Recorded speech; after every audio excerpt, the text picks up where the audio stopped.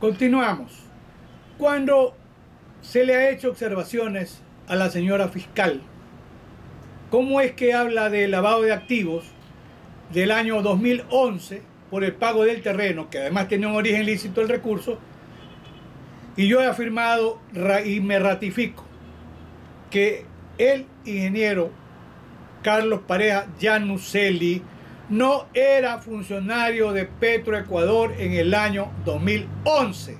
Repito, no era funcionario de Petroecuador en el año 2011. Y en estos días la señora fiscal mintió y dijo a los medios de comunicación, no, que si era un vicedirector o algún otro cargo en Petroecuador. Falso, absolutamente falso. El ingeniero, ahí está la hoja de vida, que vamos a entregar como prueba en el proceso. Hasta el año 2008 fue funcionario de Petroecuador en sus distintos niveles. Del año 2008 hasta el año 2012, 2008 al 2012, fue cónsul de Ecuador en Houston. Y a partir del año 2012 regresa a Ecuador para seguir prestando servicios en la compañía de Petroecuador hasta llegar al cargo de ministro.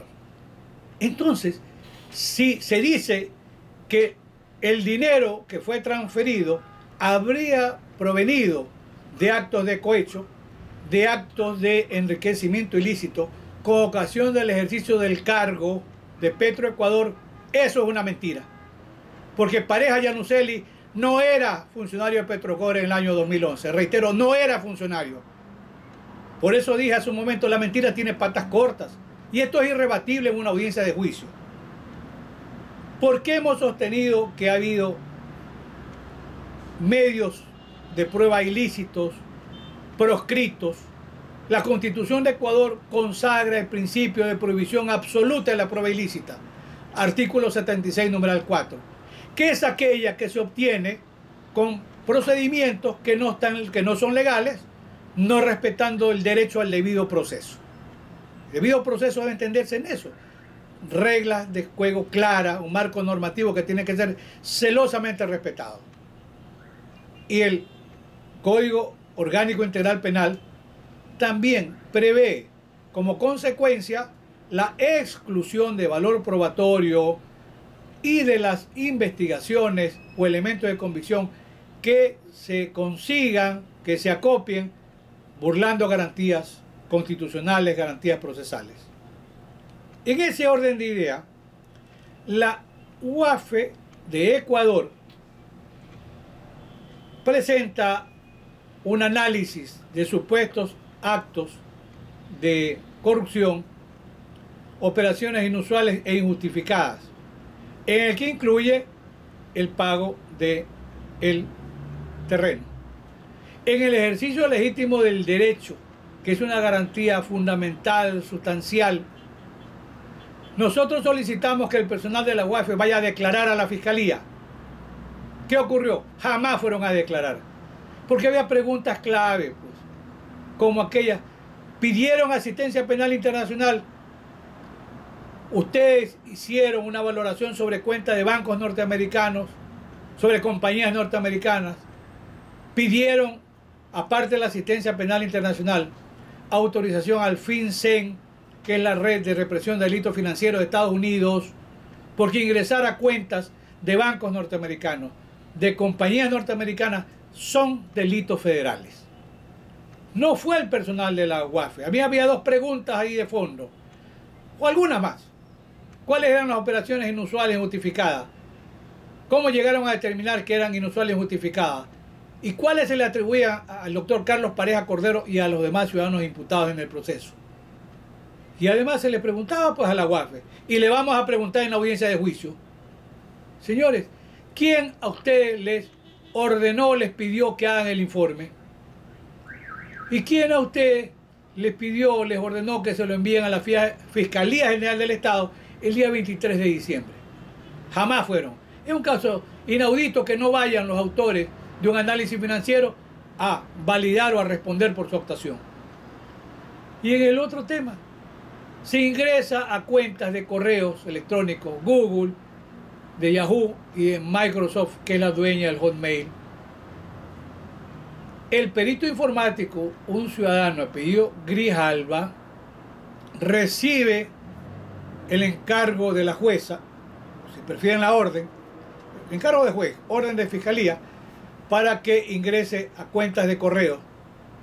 Hace el ingreso, descarga la información, la guarda en una computadora, en un pendrive, sin respetar cadena de custodia. La mantuvo en su poder o a su disposición. ¿Por qué hemos sostenido que ese procedimiento es ilegal? Además que debemos recordar que se puede fácilmente editar un correo, agregar o quitar partes de un correo. No podemos nosotros aceptar que el contenido de esos correos sea válido. Porque los dueños de esas cuentas de correo son Google, Yahoo y Microsoft, a quienes no se les pidió la autorización previa para ingresar a esos correos. Y eso también es delito federal en Estados Unidos. Nosotros recurrimos a conocer la opinión de expertos internacionales, el doctor Arguedes, el doctor Leonardo Gómez y una jurista norteamericana experta en temas de Interpol, en temas de hackeo de cuentas, de delincuencia organizada. Los tres juristas consultados, expertos en su área, han emitido sendos informes que los vamos a presentar en la audiencia de juicio como prueba documental. Son informes demoledores que ponen en evidencia la ilicitud de los supuestos medios de prueba practicados en Ecuador por la Fiscalía ecuatoriana, que le restan valor probatorio y que impedirán sin ninguna duda la posibilidad remota de una condena en una audiencia de juicio. Y además solicitamos que esos peritos o expertos internacionales comparezcan a la audiencia de juicio para allí expongan sus fundamentos o criterios y sean interrogados por las partes. La Fiscalía, frente a esta petición o anuncio probatorio, hizo un escándalo. Dijo que no porque no están acreditados en el Ecuador, no están en el Consejo de la Judicatura, no viven en el país, no conocen el caso. Y además hizo una afirmación, sin duda que causaba agravio, por lo cual fue oportunamente rechazada. Dijo que como había recursos se podía ir a comprar peritos o testigos. No puede hacerse esa afirmación, y porque se practique la prueba y que vamos a ver pues, cómo la puede contradecir. Finalmente el juez actuó sensatamente y no dio paso a la exclusión probatoria de la Fiscalía, de manera que tenemos pruebas contundentes para una audiencia de juicio. Sin duda, al final de la jornada, ¿qué queda pues de esa afirmación de que Carlos Pareja Cordero era el líder de la corrupción de Petroecuador, el cerebro de la corrupción, el capo de todos los capos? Esa fue una falsedad. Allí hubo un proceso de criminalización mediático. Como dice el profesor Zaffaroni en dos de sus libros, en La cuestión criminal, el último del año 2013 y Las voces de los muertos en el año 2011. ¿Qué hay que hacer? Conocer la verdad histórica, aparte de la verdad procesal, para llegar al convencimiento absoluto de que en este caso, y que se lo llama al doctor Pareja como autor mediato. Ni siquiera se puede explicar, no se conoce lo que es el autor mediato en la teoría del maestro alemán Claude Roxin. Se pone al hijo como cómplice, no se dice qué hizo. Señores, el cómplice es el que coopera con el autor con algún acto delictivo. A la secretaria, autora directa, a los hijos del ciudadano Pareja Yanuselli, que incluso en el 2011 la señorita era menor de edad, se los llama a juicio como autores directos. Realmente no entiendo yo. No entiendo las razones que no existen. Por eso es importantísimo llegar a ese momento culminante del proceso penal, que es la prueba en una audiencia de juicio.